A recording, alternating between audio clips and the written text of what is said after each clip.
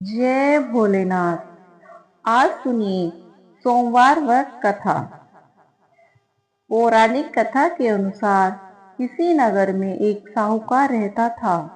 उसके घर में धन की कोई कमी नहीं थी, लेकिन उसकी कोई संतान नहीं थी, जिस कारण वह बेहद दुखी था।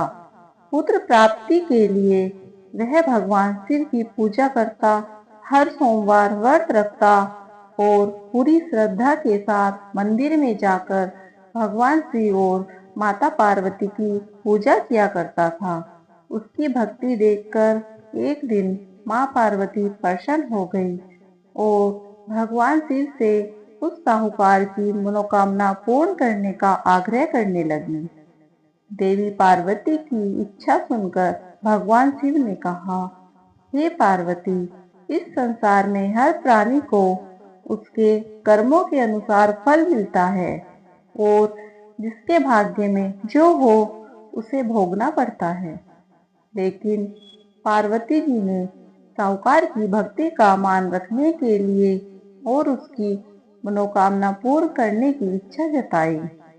माता पार्वती के आग्रह करने पर भगवान शिव ने साहूकार को पुत्र प्राप्ति का वरदान तो दे दिया, लेकिन साथ ही यह भी कहा कि उसके बालक की आयु केवल 12 वर्ष होगी।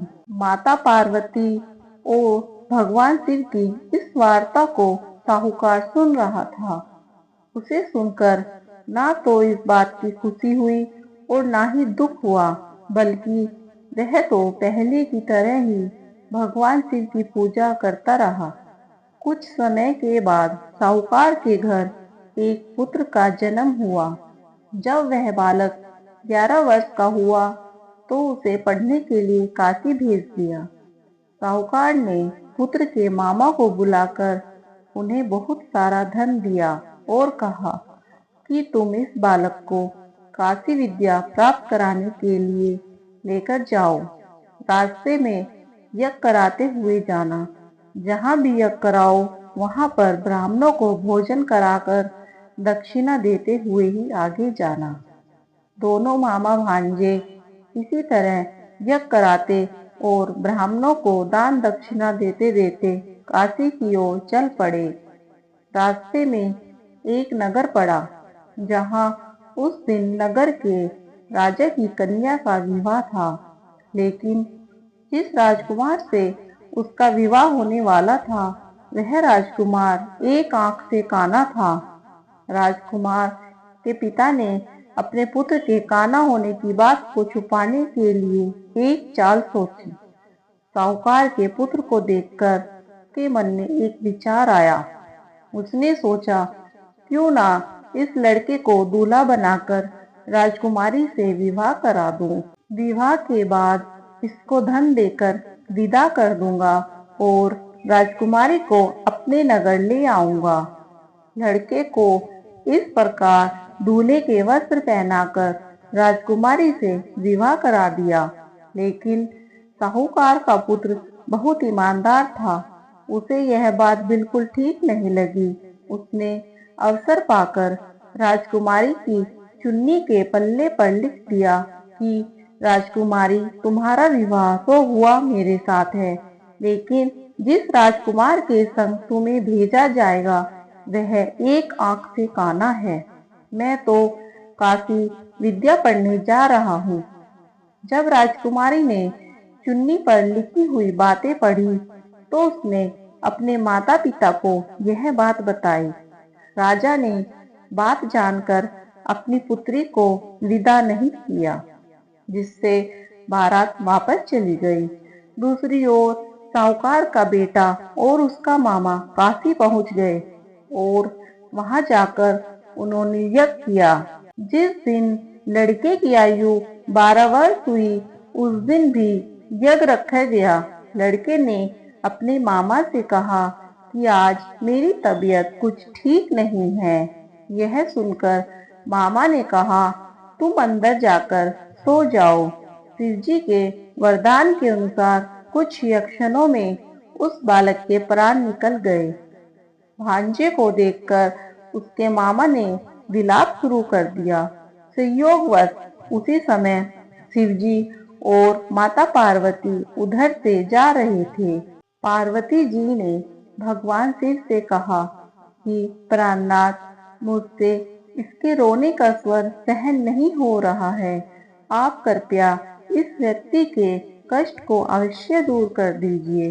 जब शिवजी मृत बालक के समीप गए तो वह बोले, देवी, यह तो उसी साहूकार का पुत्र है जिसे मैंने 12 वर्ष की आयु का वरदान दिया था। अब इसकी आयु पूरी हो चुकी है। यह सुनकर देवी पार्वती के मन में ममता जाग उठी। देवी पार्वती कहने लगी, हे महादेव, आप इस बालक को और आयु देने की कृपा कीजिए, नहीं तो इसके वियोग में इसके माता पिता भी तड़प तड़प कर मर जाएंगे। माता पार्वती के आग्रह करने पर भगवान शिव ने उस लड़के को जीवित होने का वरदान दे दिया। शिवजी की कृपा से वह लड़का जीवित हो गया। शिक्षा प्राप्त कर लड़का अपने मामा के साथ वापस अपने नगर की ओर चल दिया। दोनों चलते चलते उसी नगर में जा पहुंचे जहां कभी उसका विवाह हुआ था। उस नगर में भी उन्होंने यज्ञ का आयोजन किया। उस लड़के के ससुर ने उसे पहचान लिया और महल में ले जाकर उसकी खूब आवभगत की और पुत्री को धूमधाम से विदा कर दिया। इधर भूखे प्यासे रहकर साहूकार और उसकी पत्नी अपने बेटे के आने की प्रतीक्षा कर रहे थे। उन्होंने निश्चय कर रखा था कि अगर उन्हें अपने बेटे की मृत्यु का समाचार मिला तो वे भी प्राण त्याग देंगे, परंतु अपने बेटे के जीवित होने का समाचार पाकर वे बेहद खुश हुए। उसी रात भगवान शिव ने व्यापारी के सपने में आकर कहा, हे श्रेष्ठी, मैंने तेरे सोमवार के व्रत करने और कथा सुनने से प्रसन्न होकर तेरे पुत्र को लंबी आयु प्रदान की है। इस प्रकार जो कोई सोमवार का व्रत करता है या कथा सुनता है और पढ़ता है, उनके सभी दुख महादेव की कृपा से दूर हो जाते हैं और समस्त मनोकामनाएं भी पूर्ण हो जाती हैं। प्रेम से बोले, भोले शंकर भगवान की जय, माँ पार्वती माता की जय। श्रोताओं, यह थी सोमवार व्रत की कथा। यदि आपको हमारी कथा अच्छी लगी हो तो प्लीज़ हमारी वीडियो को लाइक कीजिए और हमारे चैनल को सब्सक्राइब कीजिए।